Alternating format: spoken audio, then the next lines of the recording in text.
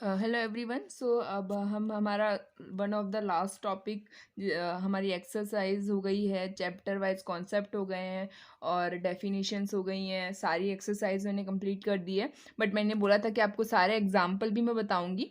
तो हम अब सारे एग्जाम्पल पढ़ लेते हैं। हाँ, इसके बाद मैं लास्ट में आपको पूरे चैप्टर की समरी, बेसिक इंपॉर्टेंट, क्या चीज़ इंपॉर्टेंट है, क्या चीज़ ज़्यादा आती है, वो सब कुछ एक्सप्लेन करूँगी, जो कि इसकी नेक्स्ट वीडियो और लास्ट वीडियो होगी। बट बाय एक्सरसाइज ये चीज़ लास्ट है, मतलब क्वेश्चंस हमारे लास्ट है। चलिए हम फर्स्ट क्वेश्चन पे आ जाते हैं। सबसे पहले है write the solution set of the equation x square plus x minus two equal to zero in a roster form. Roster form में इसको हमें बताना है। रोस्टर फॉर्म मतलब कि नॉर्मल डिजिट में बताना, लाइक इस तरीके से, पर इस इक्वेशन को सॉल्व करना है। एक तरीके से ये कहना चाहता है। इक्वेशन हमारी फैक्टराइजेशन है, तो चलिए सॉल्व करके बताती हूँ मैं। एक्स स्क्वायर का फैक्टराइजेशन होगा तो वो होगा x square minus x plus two x. Two x plus में लिया है बिकॉज यहाँ पे एक्स जो है हमारा पॉजिटिव है और दोनों में कॉमन आना चाहिए, इसलिए फैक्टराइजेशन में टू एक्स माइनस टू इस तरीके से लिखा गया है।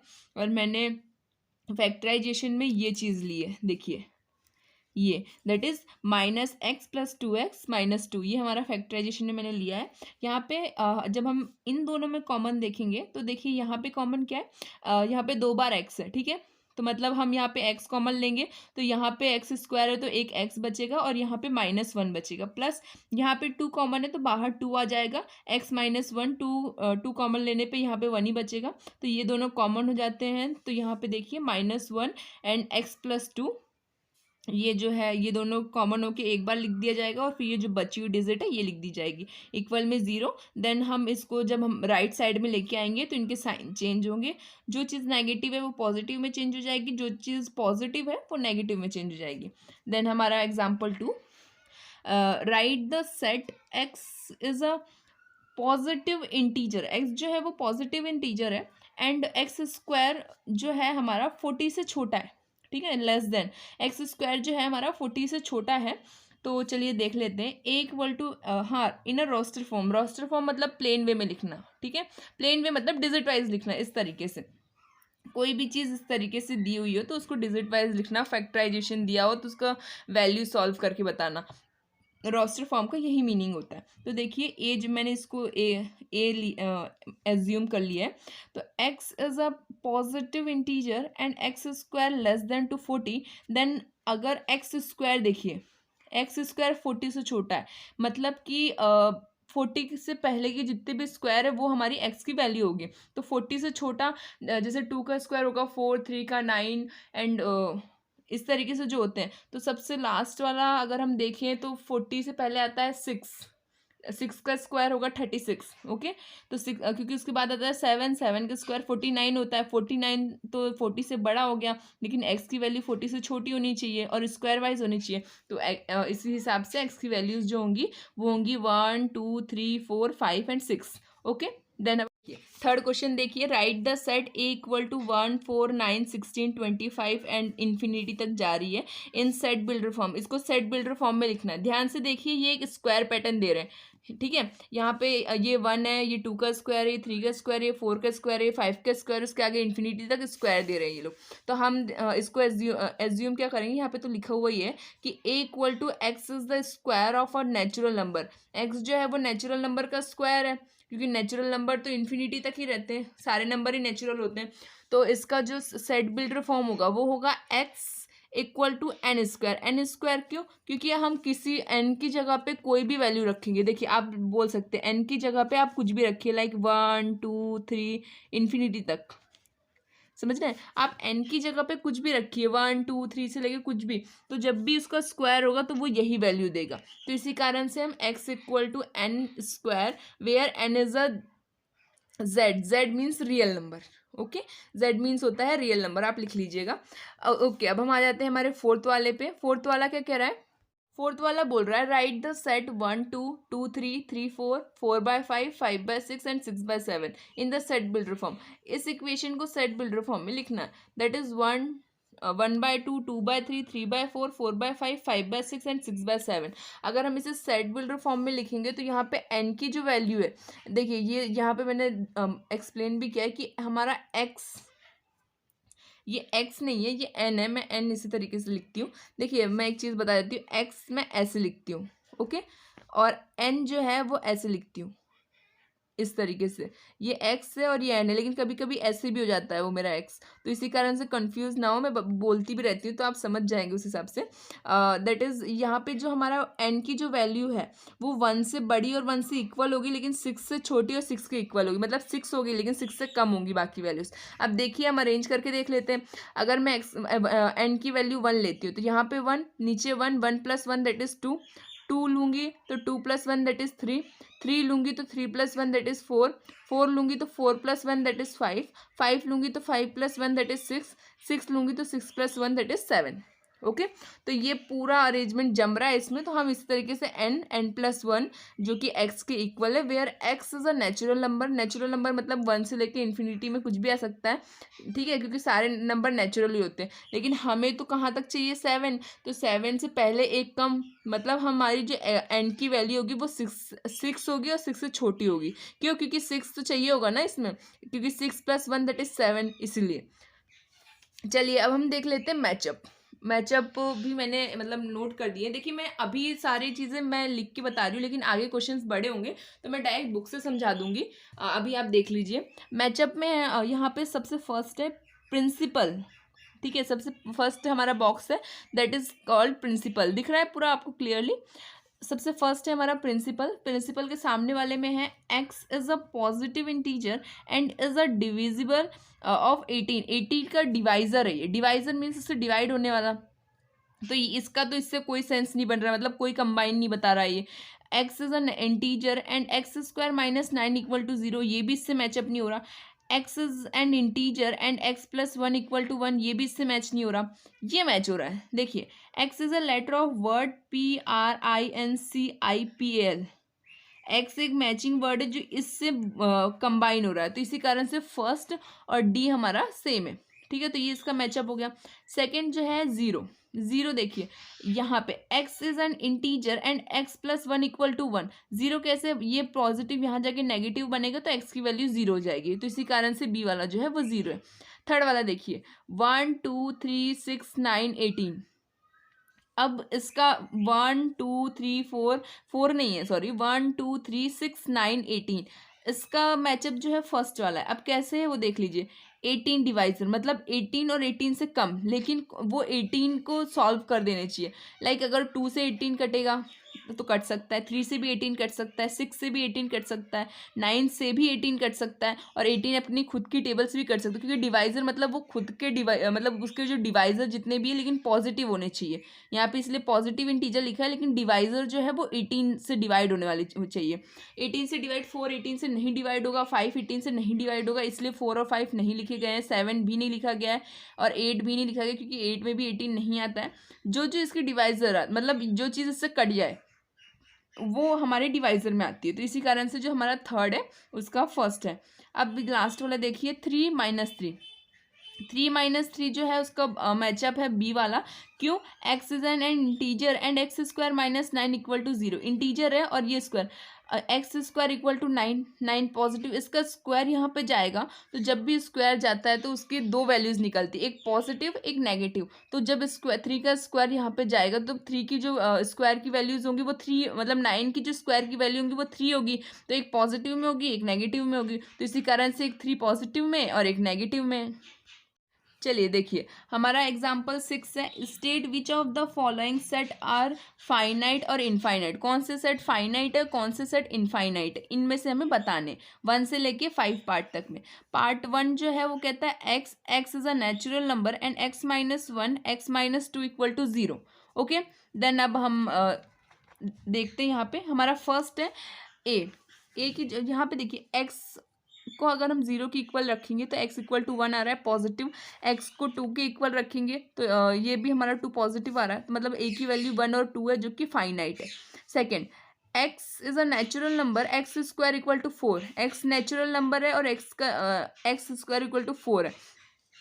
x का स्क्वायर मतलब x का स्क्वायर जब यहाँ जाएगा तो 2 पॉजिटिव नेगेटिव दोनों में होगा, ठीक है, तो इसका मतलब ये कि ये चीज़ भी फाइनाइट है, मिल रही है। मैंने साइन नहीं लगाया, आप लगा लीजिएगा प्लस माइनस का। उसके बाद हमारा थर्ड वाला है x is a natural number and 2x minus one equal to 0।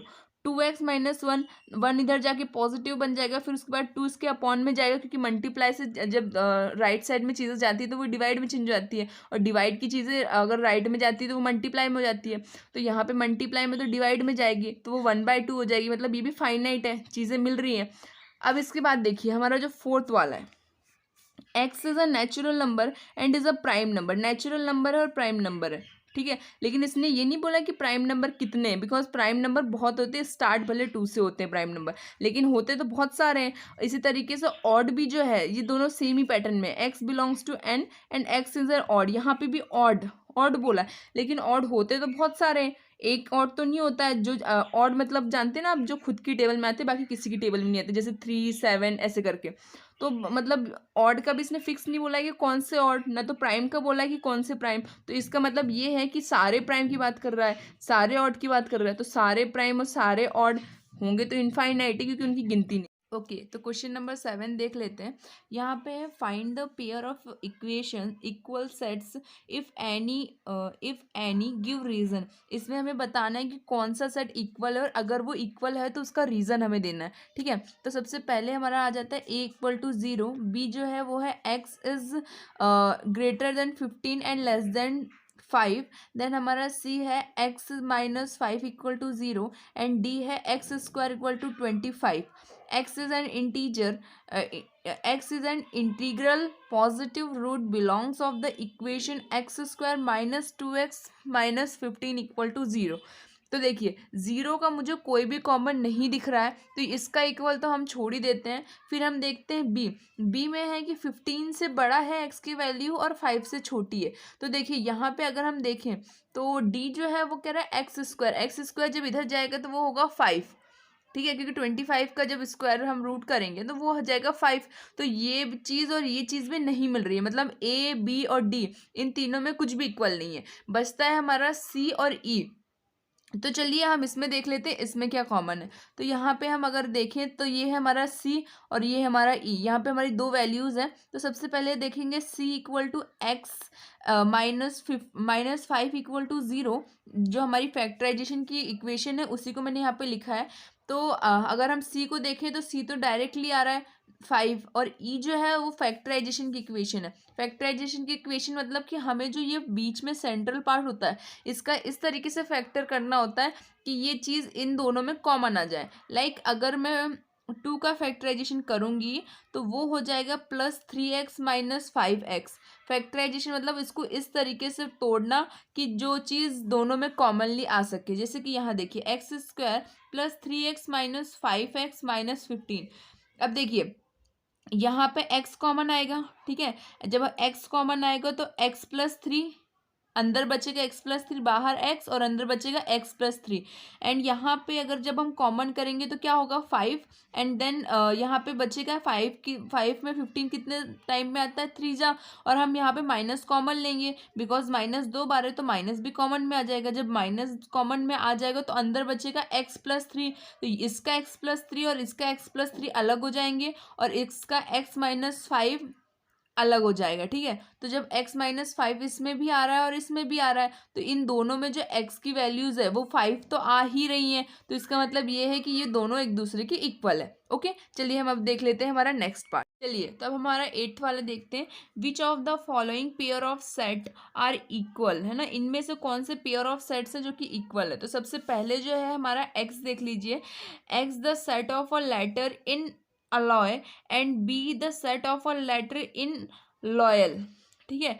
x जो है वो सेट ऑफ लॉयल है और b जो है सॉरी l जो x जो है वो सेट ऑफ अलॉय है एंड b जो है वो सेट ऑफ लॉयल है। एंड x का ही सेकेंड पार्ट है that is a equal to x belongs to z। z is like real number भी बोलते हैं, कभी कभी z इंटीजर को भी सिंबल करता है, ठीक है, इट्स डिपेंड्स। और यहाँ पे है x square is less than and equal to 4 and B is real number and मतलब एक्स इंटीजर है बिकॉज ये रियल है तो ये इंटीजर है। Okay, and x square minus 3x plus 2 equal to 0, ये एक फैक्टराइजेशन इक्वेशन है। सबसे पहले हम हमारा फर्स्ट वाला देख लेते हैं। फर्स्ट क्या कहता है, x equal to alloy, alloy जब भी लिखेंगे तो ALOY क्यों लिखा है, क्योंकि एल जो है वो यहाँ पे 2 टाइम्स है, लेकिन जब हम लिखते हैं तो वो 2 टाइम्स की जगह पे सिर्फ एक टाइम पे ही लिखा जाता है। अगर मान लो यहाँ पे 3 बार एल लिखा हुआ होता, ओके, 3 टाइम्स भले वहाँ पे एल लिखा हुआ है, लेकिन वहाँ पे वैल्यूज़ में अलॉय में एक बार ही एल लिखा जाएगा। कोई भी चीज़ डबल लिखी हुई होती है तो वो हमारे एलिमेंट ऑफ अ सेट पे सिर्फ एक बार में ही लिखी हुई आती है। ओके, देन अब बी देख लीजिए। बी में तो ऑलरेडी हर एक वर्ड एक बार है सिवाय एल के, क्योंकि यहाँ पे भी लॉयल में एक बार एल आगे है, एक बार एल पीछे पे भी लिखा हुआ है, ठीक है। तो यहाँ पे 2 टाइम्स एल है, तो इस कारण से यहाँ पे भी एक ही बार एल लिखा जाएगा। यहाँ पे अलॉय में भी 2 टाइम्स एल है, लेकिन लिखा एक ही बार जाएगा। Position changes but elements of a set are equal. Position change हो रही है लेकिन element of a set equal है। एलिमेंट ऑफ अ सेट मतलब इसके नंबर देखिए, यहाँ पे भी 4 नंबर है, यहाँ पे भी 4 नंबर है, यहाँ पे भी ALOY है, यहाँ पे भी ALOY है। पोजीशन चेंज है लेकिन एलिमेंट भी सेम है, अमाउंट ऑफ नंबर भी इनके सेम है, इसीलिए x इक्वल टू बी है। ये फर्स्ट वाला जो है वो इक्वल सेट में आता है, ठीक है। चलिए अब नेक्स्ट देख लेते हैं, जो कि हमारा बी पार्ट। बी पार्ट क्या कहता है, A is belongs to z is called integer and x square is less than and equal to 4। 4 के स्क्वायर जो है हमारा एक्स स्क्वायर जो है वो 4 के इक्वल भी है और उसके लेस देन भी है, ठीक है। यहाँ पे आप देख लीजिए लेस देन भी है और इक्वल भी है।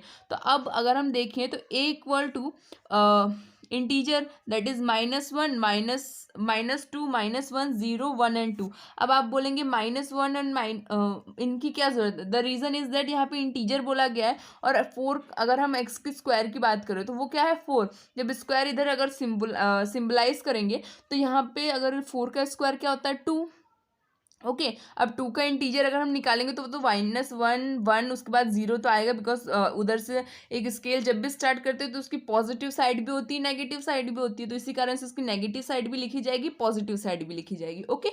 देन हमारा जो है बी है that is x belongs to r, that is r is a real number and x square -3x + 2 equal to 0। तो ये जो है हमारी फैक्टराइजेशन की इक्वेशन है। फैक्टराइजेशन मैंने आपको पिछले में अभी बताया क्वेश्चन नंबर 7th में, तो फैक्टराइजेशन इसमें नहीं एक्सप्लेन कर रही हूँ मैं। इसका फैक्टराइजेशन करेंगे, दोनों में कॉमन आएगी वैल्यूज कॉमन आने के बाद एक्स की 2 वैल्यू निकलेंगी। एक्स की 2 वैल्यूज क्या है 1 एंड 2, ठीक है। एक्स की वैल्यूज है 1 एंड 2, 1 एंड 2 यहाँ पे है, लेकिन उसके साथ साथ 0 -1 -2 भी है, पर यहाँ पे 0 -1 -2 नहीं है। इसका मतलब ए और बी ये दोनों जो कंपाउंड्स है ये एक दूसरे के इक्वल नहीं आते, तो इसी कारण से यहाँ पे लिखा गया है A does not equal to B, okay. चलिए अब नेक्स्ट क्वेश्चन की तरफ चलते हैं। देखिए अब मैं जितने भी क्वेश्चन है वो बुक से पढ़ा रही हूँ, क्योंकि देखिए एक्सप्लेन बुक से करूँगी तो आप लोग भी समझ पाएंगे, बुक से अंडरस्टैंडिंग आपकी बढ़ेगी। तो मैं एनसीईआरटी बुक ले रही हूँ, सीबीएसई पैटर्न की है। ऑलमोस्ट आजकल हर जगह यही बुक चलती है, सेम पैटर्न सेम बुक, तो आप लोग भी बुक से समझिए। चलिए स्टार्ट करते हैं। Consider the sets that is fine, हमारा fine A equal to 1 3, B equal to 1 5 9 and C equal to 1 3 5 7 and 9। Insert the symbol in दो सिम्बॉल्स के बीच हमें बताना है कि इनमें से ये वाला सिम्बॉल या ये वाला सिम्बॉल लगेगा। ये बिलोंग्स मतलब ये सेट में आता है, डज नॉट सेट में आने को बोलते हैं, इस तरीके से सिंबल लगता है। अगर वो सेट नहीं है तो उसका सिंबल इस तरीके से लगता है, ओके। हमें हर एक में बताना है between each of the following pair of set मतलब कि जैसे इस तरीके से ये 2 लिखे हुए हैं, ठीक है, तो इनके बीच में जो गैप है उसमें हमें ये बताना है कि इसमें से दोनों में से क्या लगेगा। अगर बिलोंग है तो हमारा आएगा ये, मतलब सेट के अंदर है तो ये आएगा, सेट के अंदर नहीं है तो ये आएगा, ओके। चलिए अब हम देखते हैं। यहाँ पे लिखा है कि 5 जो है वो बी से बिलोंग करता है ये नहीं करता है। ये रहा हमारा बी दैट इज 1 5 9। तो यहाँ हम पहले पढ़ेंगे 5 बिलोंग्स टू, इसमें यहाँ पे बिलोंग्स आ रहा है S 5 is a subset of every set. अब देखिए इसका क्या मतलब है, मैंने आपको पार्ट 1 में ही ये चीज़ एक्सप्लेन कर दी थी कि हमारा 5 जो होता है वो सबका सबसेट होता है। मैंने डेफिनेशन वाइज भी बताया है, इसका एक इक्वल पैटर्न भी लिए थे, प्लस 1.2 और 3 और 1.5 में इसके क्वेश्चंस है। हर एक क्वेश्चन को सॉल्व कराए इंडिविजुअली, आप पार्ट वाइज देखिए, लिंक डिस्क्रिप्शन में दिया है मैंने। और क्या बोलते इसी कारण से यहाँ पे मैं एक क्लियर वे में समझा देती हूँ कि 5 जो होता है वो हर एक का सेट होता है, हर एक का एलिमेंट ऑफ अ सेट होता है, मतलब चाहे वो ए में हो, बी में हो, सी में हो, डी में हो, कोई भी वैल्यूज अगर दी हो हमें तो उन सब में 5 प्रेजेंट होता ही है। ओके, तो इसी कारण से 5 जो है वो बी का सबसेट है। चलिए सेकंड देख लेते हैं। A does not belongs to B, A जो है वो बी से बिलोंग नहीं कर रहा है। बिलोंग मीन्स सबसेट होता है। ओके, मैं सबसेट को बिलोंग बोलती हूँ बिकॉज सबसेट का मतलब भी यही होता है कि उस चीज़ के अंदर आना। ठीक है, तो A does not have a subset of B, A जो है वो बी का सबसेट नहीं है। अब क्यों नहीं है वो देख लीजिए। ए जो है वो 1 3 है, बी जो है 1 5 9 है। ठीक है, हमारा ए जो है वो 1 और 3 है, पर बी में 3 तो आ ही नहीं रहा, इसीलिए ये इसका सबसेट नहीं है। थर्ड देखिए, ए इज अ सबसेट ऑफ सी, ए जो है वो सी का सबसेट है। अब कैसे? क्योंकि 1 और 3 सी के अंदर आ रहे हैं, प्रेजेंट है, तो ए जो है वो सी का सबसेट है क्योंकि इसकी एलिमेंट्स इसके अंदर प्रेजेंट है, तो ये इसका सबसेट है। पर इसके एलिमेंट इसके अंदर प्रेजेंट नहीं थे, इसलिए ये इसका सबसेट नहीं था। चलिए अब हम आ जाते हैं, B is a subset of C, B जो है वो सी का सबसेट है। As each element of B is also an element of C, B के जितने भी एलिमेंट है वो सी के अंदर प्रेजेंट है, इसलिए वो उसका सबसेट है। चलिए अब हम आ जाते हैं हमारे नेक्स्ट क्वेश्चन पे, वो क्या है, डी हमारा example 10। Let A equal to AEIOU, English vowels है, ठीक है, and B is ABCD is a subset of B, A जो है वो बी का सबसेट है। ये कह रहा है कि ए जो है वो बी का सबसेट है। नो, अगर नहीं है तो क्यों नहीं है, वाई लिखा हुआ है। Is A B is a subset of A, no why. देखिए क्वेश्चन एक क्लियर लैंग्वेज में ये बता रहा है कि मतलब पूछ रहा है, सॉरी, कि ये दो हमें एलिमेंट ऑफ अ सेट दिए हुए हैं, इनमें से अगर हमारा ए जो है वो बी का सबसेट है तो क्यों है, और नहीं है तब भी रीज़न बताना है, और अगर है तब भी रीज़न बताना है। और अगर बी जो है वो ए का सबसेट है तो क्यों है उसका भी रीज़न बताना है, और अगर नहीं है तो बताना है। कुल मिला के इसमें रीज़न बताना है कि क्या ये एक दूसरे के सबसेट है या नहीं है। चलिए इसका एग्जाम्पल का आंसर नहीं दिया हुआ है तो मैं बता देती हूँ। AEIOU एंड बी क्या है, ABCD। तो देखिए अगर हम ए का बी के सबसेट में बोलें तो ये पॉसिबल नहीं है। अब क्यों नहीं है? बिकॉज ए के साथ ई भी है, आई भी है, ओ भी इसमें प्रेजेंट नहीं, यू भी, मतलब ए के 4 एलिमेंट बी में प्रेजेंट नहीं है, तो ए कभी भी बी का सबसेट नहीं हो सकता। अब ठीक है, मैंने फर्स्ट वाला बता दिया, अब हम सेकंड देखते हैं। Is a subset B is a subset of A, B A का सबसेट है, और अगर नहीं है तो क्यों नहीं है। तो देखिए बी एक बार देख लेते हैं, ABCD, ये भी बी भी जो है ए का सबसेट नहीं है। अब क्यों नहीं है? बिकॉज ए के अंदर बी भी प्रेजेंट नहीं है, सी भी प्रेजेंट नहीं है, डी भी प्रेजेंट नहीं है। ए के अंदर बी के 3 एलिमेंट्स प्रेजेंट नहीं है, तो इसका मतलब ये है कि ये भी इसका सबसेट नहीं है। तो दोनों में से कुछ भी एक दूसरे के सबसेट में नहीं प्रेजेंट आते। अब हमारा जाता है example 11। Let A, B and C be the 3 sets if A belongs to B and B is a subset of C, is it true that A is a subset of C? if not, give an example। देखिए ये कह रहा है कि अगर A, B और C तीनों जो है एक सेट में आते हैं, अगर A B को बिलोंग करता है और B जो है वो C का सबसेट है, तो A जो है वो क्यों C का सबसेट नहीं हो सकता, और अगर हो सकता है तो एक्सप्लेन करो, और नहीं हो सकता है तो हमें एग्जाम्पल दो। तो देखिए ये क्वेश्चन हमारा सॉल्यूशन ये कहेगा कि ये ऐसा नहीं हो सकता। अब ऐसा क्यों नहीं हो सकता? क्योंकि ए जो है वो सिर्फ बी को बिलोंग कर रहा है। बिलोंग करना मतलब कि उसकी सारी वैल्यूज, ए की सारी वैल्यूज बी के अंदर प्रेजेंट है, ठीक है, और बी जो है वो सी का सबसेट है। क्यों? क्योंकि बी की जितनी भी वैल्यूज है वो सी में प्रेजेंट है। बी की वैल्यूज सी में प्रेजेंट होने से ए की वैल्यूज सी में प्रेजेंट हो जाए, ये पॉसिबल नहीं है, ठीक है। क्योंकि ये अभी मैंने यहाँ इस एग्जाम, ये बिल्कुल हमारा एग्जाम्पल 11 जो है वो बिल्कुल इसको बिलोंग कर रहा है, ठीक है। इस क्वेश्चन में आप देखिए बी वाले को ध्यान से समझिए।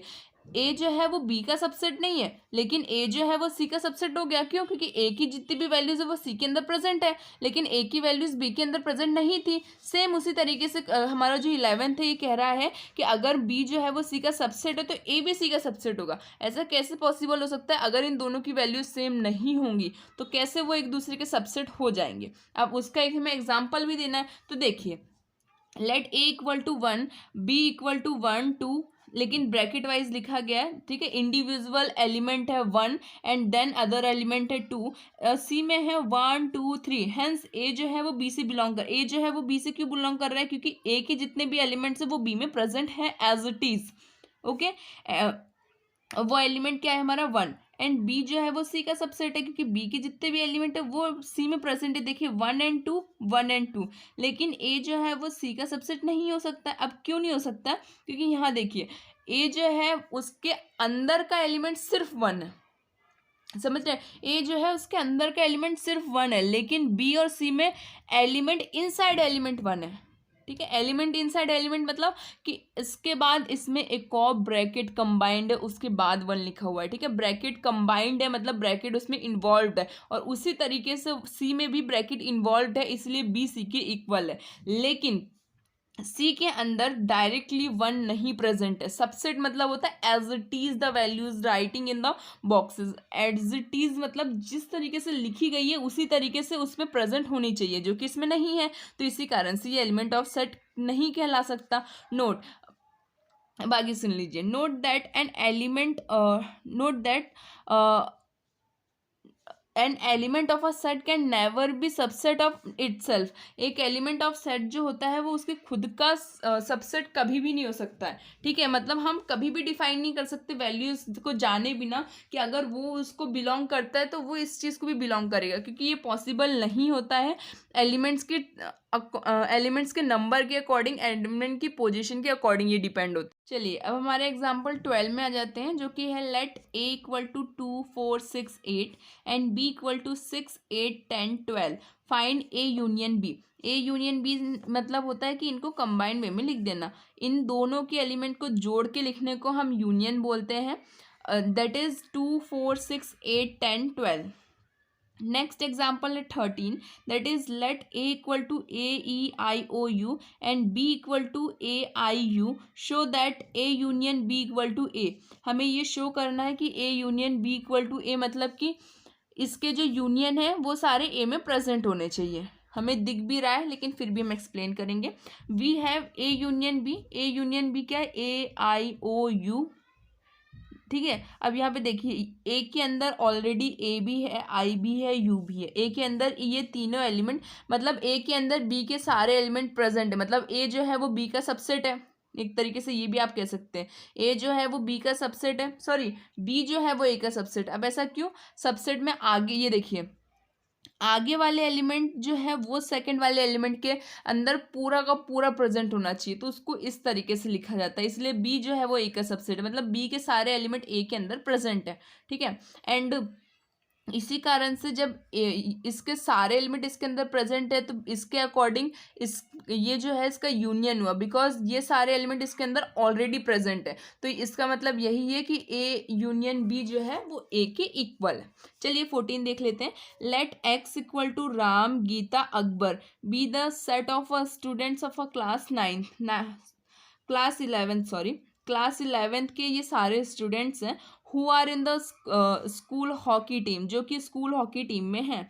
और वाई जो है वो है गीता, डेविन, अशोक। मतलब कि ये जो वाई जो है उसमें हमारे आ जाते हैं गीता, डेविड, अशोक। अशोक ये तीनों जो नाम है, सॉरी, है ना। B the set of students from class 11th। ये भी सेट ऑफ स्टूडेंट है क्लास 11th के, लेकिन ये फुटबॉल टीम के लिए आए हुए हैं और एक्स जो है वो हॉकी टीम के लिए आए हुए हैं। तो हमें इनका यूनियन बताना है। तो इनका यूनियन क्या होगा? We have x union y equal to Ram, Geeta, Ashok, David, Ashok.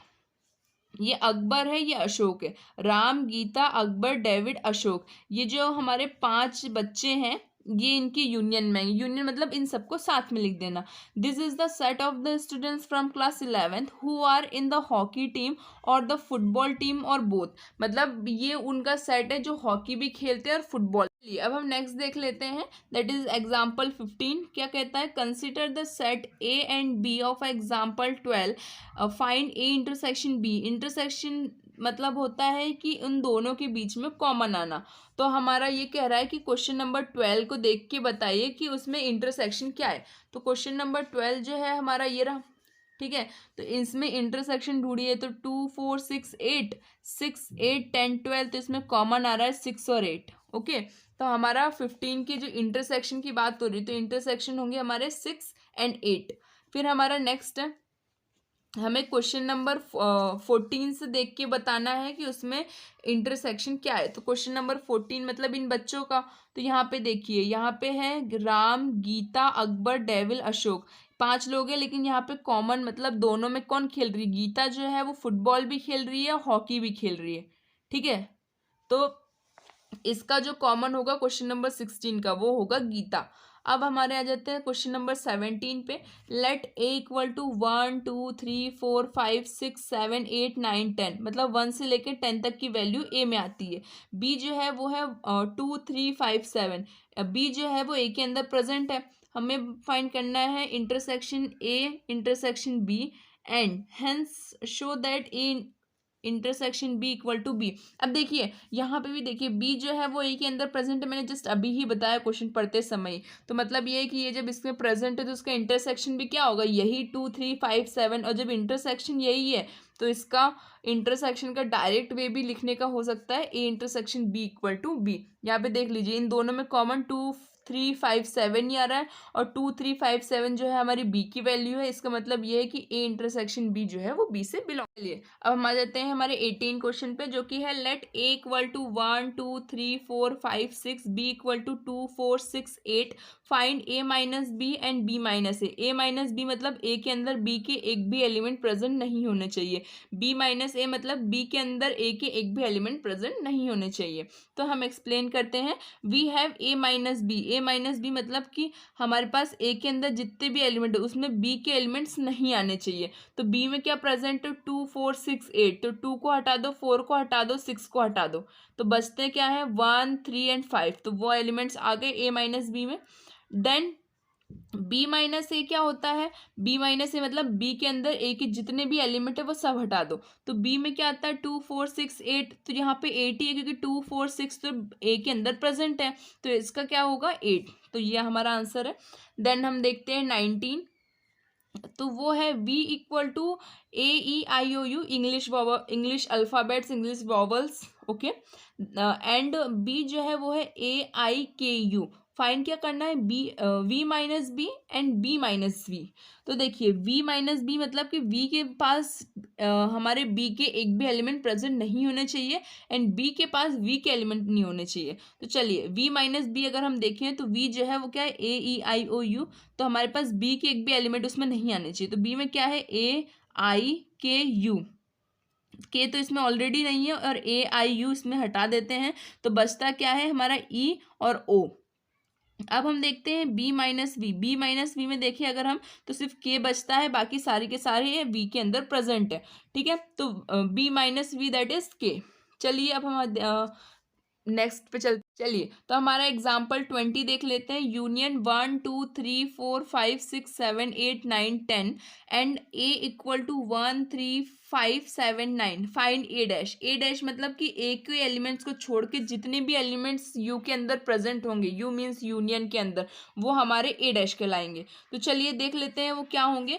इस नंबर्स को छोड़ के बाकी इसमें यूनियन में जितने भी डिजिट प्रेजेंट है वो हमारे ए डैश में आ जाएंगे। वो क्या है? 2 4 6 8 10। ओके, देन हमारा नेक्स्ट है let union be the universal set of all students of class 11th of co-educational school, and A be the set of all girls in class 9th class 11th। Find A dash. हमें A dash find करना है। ये कह रहा है कि कुछ student जो है वो को एजुकेशनल है और कुछ बाकी जो हमारे ए जो है वो है सारी गर्ल्स क्लास की। तो इसका मतलब अगर हम ए डैश को फाइंड करेंगे तो A is the set of all girls. ठीक है, ए जो है वो सारी गर्ल्स का सेट है, यहीं पे लिखा हुआ है A B the set of all girls.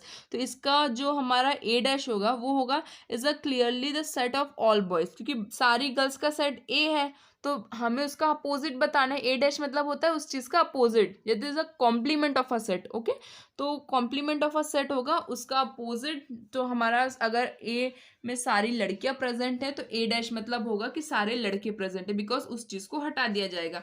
चलिए अब हमारे क्वेश्चन नंबर हम 22 पे आ जाते हैं, जो कि कहता है लेट यूनियन इक्वल टू 1 से लेके 6 तक की वैल्यूज है यहाँ पे, एंड ए जो है वो है 2 एंड 3, बी जो है वो है 3 4 5।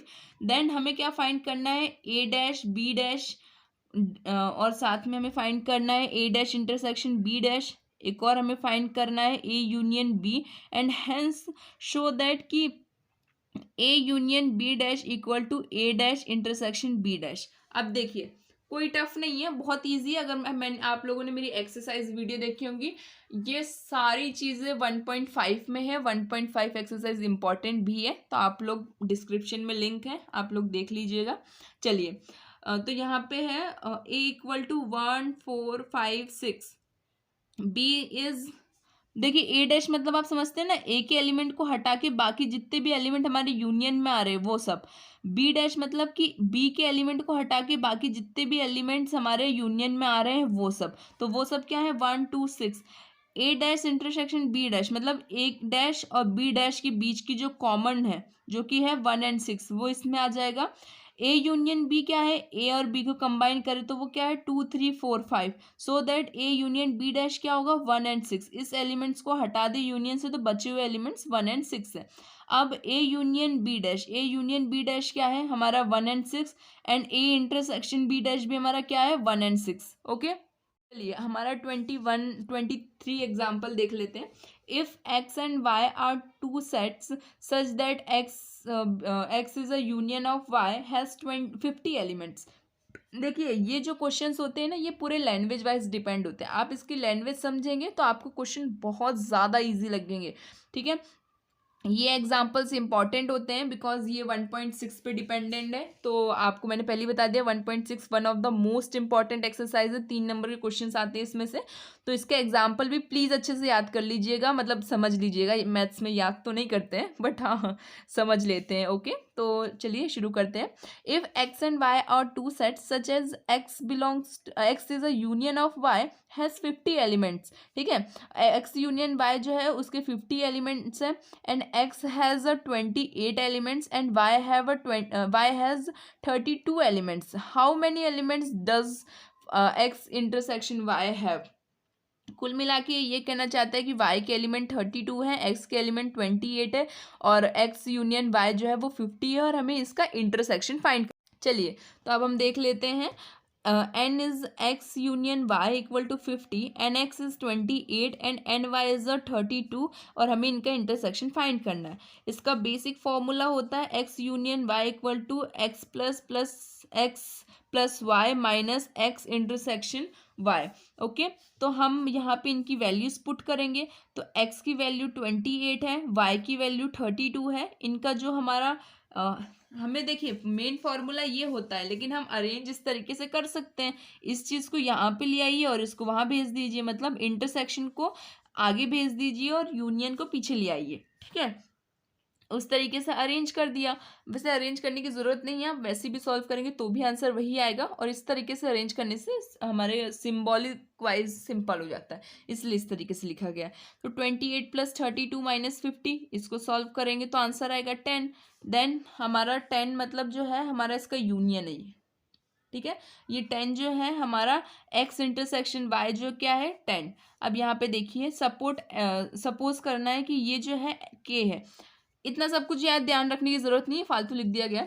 इसको पूरा स्किप कर दीजिए और यहाँ पे देखिए x इंटरसेक्शन y जो है वो 10 है। डायरेक्टली मैं बता रही हूँ, ये सब कोई जरूरत नहीं करने की, इतना ही याद रखिए बस आंसर आ जाएगा। ओके, चलिए अब हम हमारे 24 पे चलते हैं।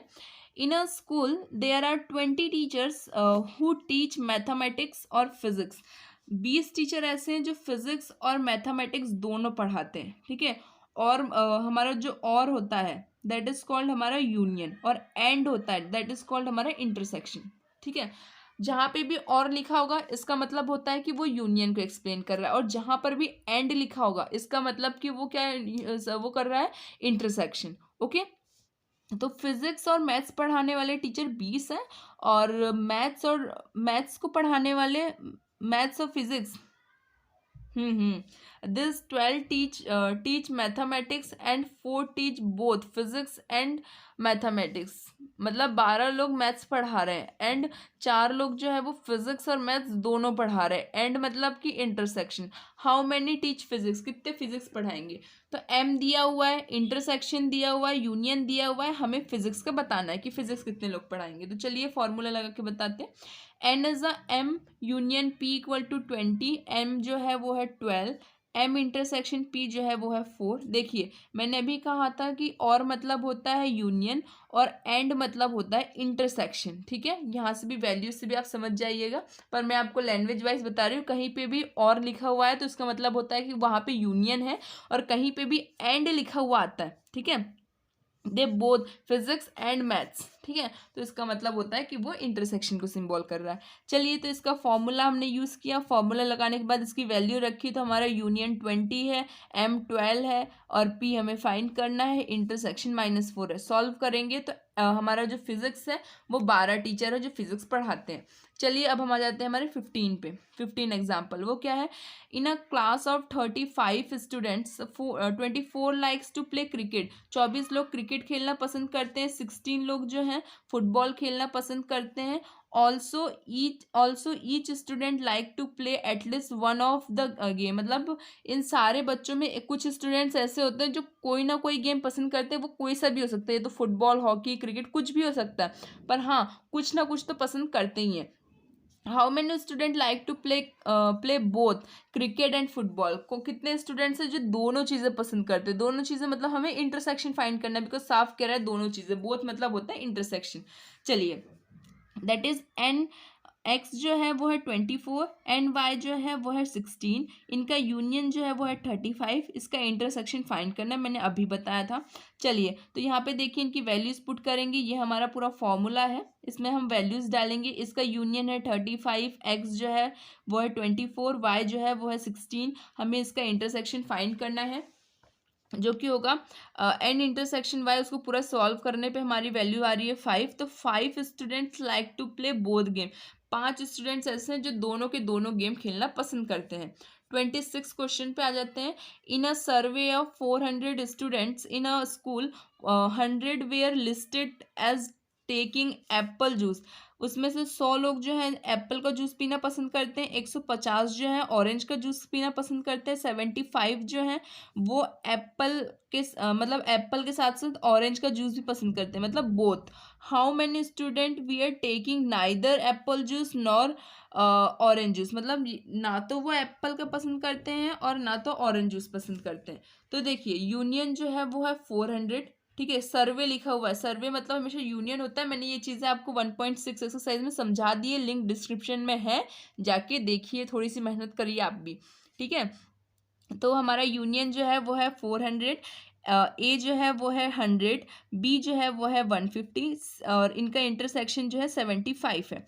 अब यहाँ पे देखिए A dash intersection B dash equal to A union B dash. अब यहाँ पे ये क्यों लिखा हुआ है, बिकॉज उसने कहा है ना कि ना तो वो एप्पल पसंद, नाइदर एप्पल जूस और नॉर ऑरेंज जूस, ना तो वो एप्पल जूस पसंद करते हैं ना तो वो हमारे ऑरेंज जूस पसंद करते हैं। तो उसका एक स्पेशल फॉर्मूला होता है, दैट इज यूनियन में से हमें इनके कॉमन को माइनस करना पड़ता है, ठीक है। तो अब आप अगर ध्यान से देखेंगे तो इसमें कॉमन तो दिया हुआ ही नहीं है, तो कॉमन का फॉर्मूला होता है, कॉमन का फॉर्मूला क्या होता है, n A minus n B plus n A intersection B. A union B का फॉर्मूला अभी तक हम पढ़ रहे हैं, मैंने 3 एग्जाम्पल करा दिए इससे रिलेटेड, ठीक है, अभी जस्ट। तो उसका फॉर्मूला लग जाएगा, तो यूनियन माइनस दिस, तो 400 माइनस इनकी वैल्यूज लिख दीजिए। जब इन सबको सॉल्व करेंगे तो 2 to 5 है, तो hence 2 to 5 students were taking neither apple और नॉर जूस। ना तो वो एप्पल के जूस को पीते हैं ना तो वो ऑरेंज के जूस के पीते हैं, ठीक है। इसके बाद हम आ जाते हैं 27th क्वेश्चन पे, जो कि कहता है देयर आर 200 मतलब 200 लोग जो हैं हमारे यहाँ पे, वो मतलब देखिए ये जो है यूनियन है, ठीक है। इंडिविजुअल्स मतलब हमारे 200 लोग इंडिविजुअल, मतलब यूनियन एक तरीके से, लैंग्वेज आप छोड़िए, यूनियन है ये। विथ अ स्किन, जो हमारे स्किन के प्रोडक्ट के लिए आए हैं, डिसऑर्डर मतलब जिनको स्किन की प्रॉब्लम्स वगैरह होती है वो देखने के लिए हमारे यहाँ पे लोग आए हुए हैं। That is 120 had been exposed to chemical C1। कम से कम 120 लोग हैं जो केमिकल C1 के बारे में बताएंगे, 50 लोग हैं जो केमिकल C2 के बारे में बताएंगे, 30 लोग जो है वो केमिकल C1 एंड C2, ठीक है। ये बताया है कि एंड मतलब क्या होता है, इंटरसेक्शन, ठीक है। तो सी इंटरसेक्शन बी, सी वो C1 intersection C2 that is 30, find the number of individuals expose to. अब ये तीन हमें फाइंड करने, chemical C1 but not chemical C2, chemical C2 but not chemical C1, and third is chemical C1 और chemical C2। चलिए देखते हैं, हम हमारा फर्स्ट देख लेते हैं जो कि क्या है, chemical C1 but not chemical C2। तो हमारे को क्या क्या मतलब क्या क्या गिवन है, तो यूनियन है 200, Na जो है वो है 120, Nb जो है वो है 50, और इनका इंटरसेक्शन है 30, ठीक है। लेकिन क्या नहीं दिया हुआ है, हमें यूनियन नहीं दिया हुआ है, ये वाला यूनियन नहीं, ए यूनियन बी वाला यूनियन नहीं दिया हुआ है। तो देखिए सबसे पहले हम वीनर डायग्राम को अगर समझें, ये होता है वीनर डायग्राम, बताया था मैंने, ठीक है। तो विनर डायग्राम की भी हेल्प से बता सकते हैं, नॉर्मल भी बता सकते हैं। तो यहाँ पे देखिए A equal to A minus B intersection A union B, sorry A intersection B.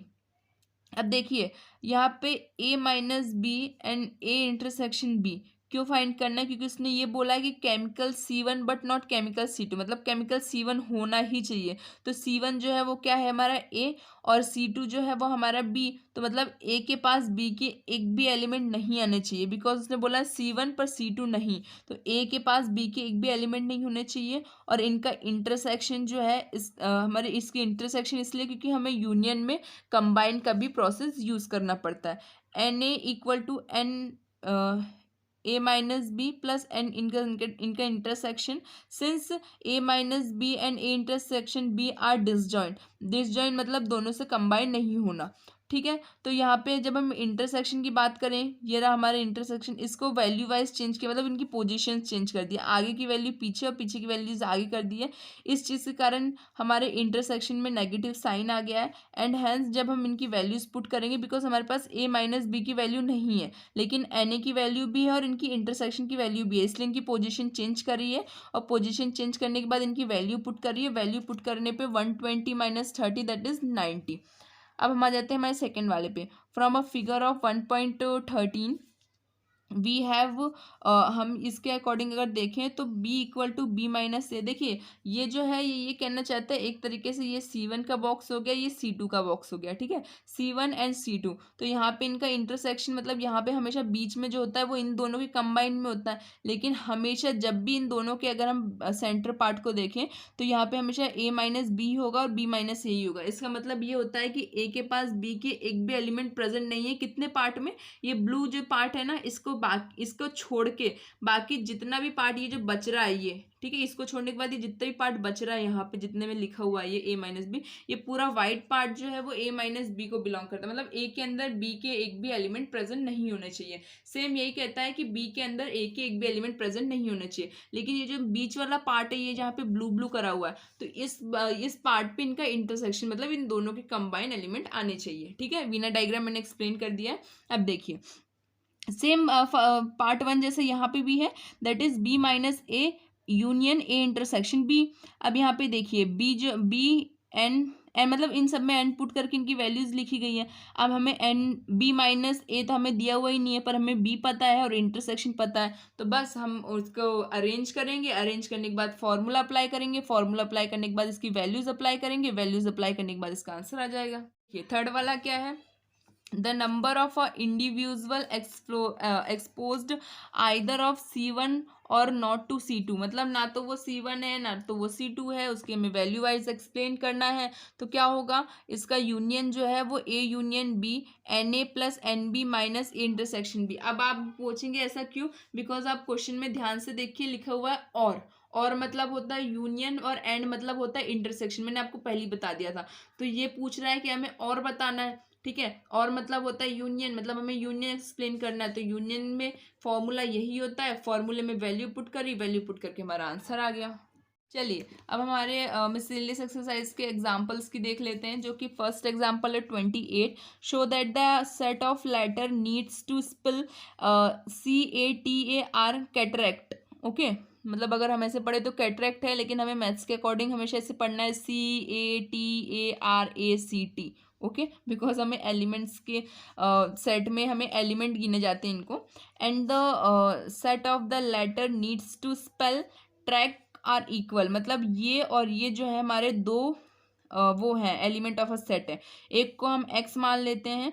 CATR ही क्यों लिखा है यहाँ पे देखिए, ए जो है वो 3 टाइम्स है, टी जो है वो 2 टाइम्स है, और सी भी जो है वो 2 टाइम्स है। तो इसमें जितनी भी डिजिट 2 टाइम्स है, जितने भी एलिमेंट 2 टाइम्स है, उन सबको लिखा तो हमेशा एक बार ही जाएगा। तो मैंने एक बार लिखा है, देख लीजिए CATR। तो एक्स जो है वो 4 एलिमेंट्स हैं, वाई जो है वो TRACT, ठीक है।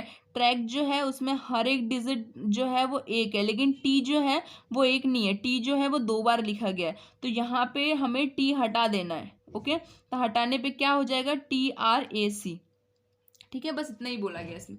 देन हमारा एग्जाम्पल हम 29 देखें तो वो है list all the subset of 101।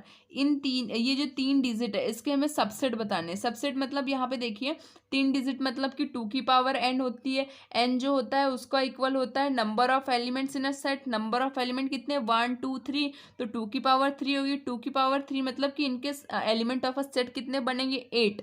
और वो एलिमेंट ऑफ अ सेट 8 क्या होंगे, 5 -1 0 1 1 कॉमा 0, और यहाँ पे है -1 1 एंड देन 0 1 एंड -1 0 1। ये पूरे के पूरे 8 एलिमेंट्स हैं। ओके, एग्जाम्पल 30 है, show that A union B equal to A intersection B implies A equal to B। ठीक है, हमें ये शो करना है कि एक दूसरे के इक्वल है। ए जो है, स्मॉल ए जो है वो ए को बिलोंग कर रहा है, then A belongs to A union B. अगर ए जो है वो इसकी इक्वल है तो ये इसके भी इक्वल होगा। ठीक है, यहाँ पे इक्वल की बात की है, सबसेट की बात नहीं की गई है। Since A union B equal to A intersection B, union और इंटरसेक्शन इक्वल हों अगर, तो ए देखिए एक तरीके से ये प्रॉपर्टी वाइज शो कर रहा है। प्रॉपर्टीज 1.5 में एक्सप्लेन कर दी गई है, तो उस प्रॉपर्टी को पढ़ेंगे तो आपको ऑलरेडी समझ में आ जाएगा, इसमें एक्सप्लेन करने का कोई नीड नहीं है, ये पूरा प्रॉपर्टी बेस्ड है। सेकंड वाला भी जो आपका एग्जाम्पल 31 है, ये भी प्रॉपर्टी बेस्ड है। प्रॉपर्टी बेस्ड वाला जो है 1.5 एक्सरसाइज से पहले है, मतलब 1.5 एक्सरसाइज का जो मैंने वीडियो बनाया ना, उसी में प्रॉपर्टी बेस्ड जो क्वेश्चंस हैं प्लस जो प्रॉपर्टी है और उनमें से कौन सी इंपॉर्टेंट है अच्छे से एक्सप्लेन किया गया। तो आप प्लीज़ पार्ट पढ़ लीजिएगा, बिकॉज ये क्वेश्चन नंबर 30 एंड 31 ये दोनों के दोनों उसमें मिल जाएंगे। चलिए अब हम हमारे 32 पे आ जाते हैं। 32 is a market research group. जो हमारा मार्केट का रिसर्च ग्रुप है उसके जो सर्वे है, मतलब यूनियन जो है वो है 1000 एंड रिपोर्टेड दैट 170 जो है हमारे कस्टमर ए हैं। 450 जो है वो हमारे प्रोडक्ट बी ले रहे हैं, मतलब प्रोडक्ट बी के कस्टमर हैं। What is the list number of much have liked both products, मतलब दोनों प्रोडक्ट को लाइक करने वाले लोगों के बारे में बताना है, मतलब हमें इनका यूनियन फाइंड करना है। बोथ बोला है ना।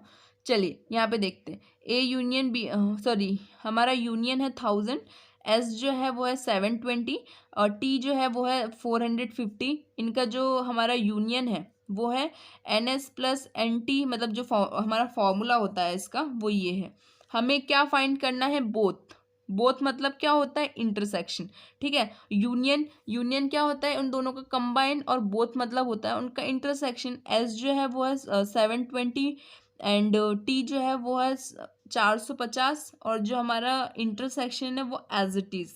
ठीक है, इन दोनों को कंबाइन वे में लिखने पे हमारा, मतलब इन दोनों को ऐड करने पे हमारा आता है 1170 minus n S intersection T. ठीक है, ये इसका इंटरसेक्शन है।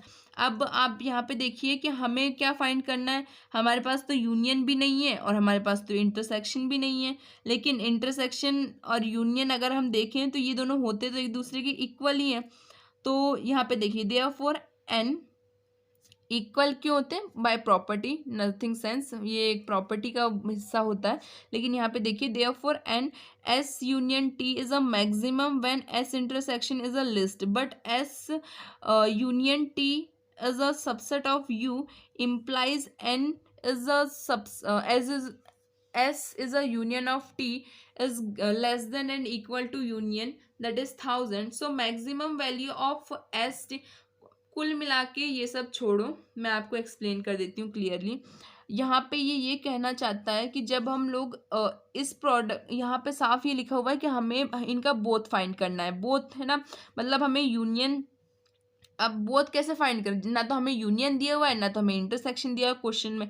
तो इसका ये मतलब है कि पहले हम इसका फॉर्मूला लगाएंगे यूनियन का फॉर्मूला लगाने के पास हमारे पास वैल्यू आ रही है 1170। अब 1170 में से हम यूनियन को माइनस करेंगे, ठीक है। यूनियन को एक तरीके से ये इसका एस यूनियन टी, मतलब ये दो एक दूसरे के यूनियन है, तो ये यूनियन तो प्रेजेंट तो यू में होंगे ही, क्योंकि वो हमारा सबसे लार्ज यूनियन में आता है। किसी एलिमेंट की यूनियन की बात नहीं हो रही यहाँ पे, तो कंबाइन यूनियन की बात हो रही है। तो कंबाइन यूनियन क्या है हमारा 1000 है, और यहाँ पे हमारे इंटरसेक्शन की वैल्यू 1170 आ रही है, तो इसको इसमें से माइनस कर देंगे, ठीक है। जब इन दोनों को एक दूसरे से माइनस करेंगे तो हमारी बची हुई वैल्यू होगी 170, ठीक है। तो लीस्ट नंबर ऑफ कस्टमर जो है जो दोनों प्रोडक्ट को लाइक करते हैं वो 170 है, ठीक है। दोनों प्रोडक्ट को लाइक करने वाले कस्टमर 170 है, मतलब इनका इंटरसेक्शन जो है वो 170 है, ठीक है। क्वेश्चन ट्रिकी है, मैंने एक बार और समझा देती हूँ। देखिए यहाँ पे है कि क्वेश्चन में साफ कह रहा है कि सर्वे में जो है हमारा यूनियन 1000 लोगों का है, उसमें से 720 लोग जो है ए प्रोडक्ट को लाइक करते हैं, 450 लोग जो है बी प्रोडक्ट को लाइक करते हैं। What is the least number that must have like both product, कितने लीस्ट मतलब कितने नंबर ऑफ कस्टमर्स है जो दोनों प्रोडक्ट को लाइक करते हैं। हमें यूनियन दिया है, एस दिया है, टी दिया है, लेकिन हमें इंटरसेक्शन नहीं दिया, हमें यूनियन नहीं दिया है। लेकिन हम फॉर्मूला हमेशा यूनियन का ही लगाएंगे, बिकॉज हमसे पूछ बोथ रहा है, और बोथ मतलब होता है कि उसका कंबाइन, ठीक है। बोथ मतलब और मतलब कंबाइन होता है, तो कंबाइन क्योंकि बोथ मतलब कॉमन, ठीक है। बोथ मतलब उन दोनों में कॉमन कितने लोग हैं जो दोनों चीज़ें पसंद करते हैं, इसका मतलब हमें इंटरसेक्शन फाइंड करना है। इंटरसेक्शन तो हम फाइंड कर लेंगे, लेकिन हमें यूनियन भी नहीं दिया हुआ है, लेकिन फॉर्मूला हम यही लगाएंगे क्योंकि हमें इंटरसेक्शन फाइंड करना है। फॉर्मूला लगाया, वैल्यूज पुट करी, तो 1170 आ रहा है। लेकिन अगर हम देखें तो यहाँ पे यूनियन, तो यूनियन मतलब होता तो एक तरीके से यही है, भले वो एस यू टी का हो या फिर किसी का भी हो। यूनियन मतलब होता है हर चीज़ को कंबाइन करके लिखना। ये लार्ज अमाउंट में यूनियन है, लार्ज अमाउंट में यूनियन मतलब कि इन दोनों के कंबाइन एलिमेंट इसके अंदर प्रेजेंट होंगे ही, तो इसके एलिमेंट्स नहीं तो इट्स ओके, हम हमारा यूनियन लिख देंगे इसकी जगह पे। और यूनियन में से जब हम इस एलिमेंट को माइनस करेंगे नंबर ऑफ एलिमेंट्स को, तो हमारी इंटरसेक्शन की वैल्यू आ जाएगी। तो हमारी इंटरसेक्शन की वैल्यू 170 है, ओके।